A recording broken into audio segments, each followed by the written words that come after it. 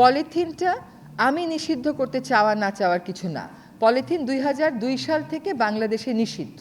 2004 থেকে 2006-এ এই নিষেধাজ্ঞা প্রয়োগ হয়েছিল মার্কেট মনিটরিং এবং উৎপাদন নিয়ন্ত্রণের মাধ্যমে।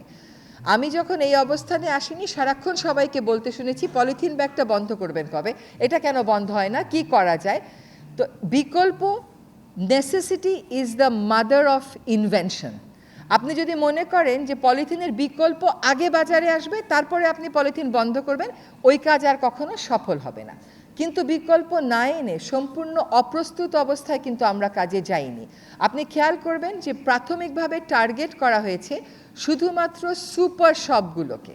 আমরা কিন্তু গোটা দেশে চলে যাইনি যে গোটা দেশে আমাদেরকে বিকল্প দিতে হবে। সুপার শপগুলো তাদের চাহিদা জানিয়েছে, সেই মোতাবেক বাংলাদেশ জুট মিলস অ্যাসোসিয়েশন মেলা করেছে, সেখানে সুপার শপগুলো যে তাদের অর্ডার প্লেস করেছে। একই সাথে পরিবেশ অধিদপ্তর মেলা করেছে, সেখানে সুপার শপগুলো গিয়ে তাদের অর্ডার প্লেস করেছে।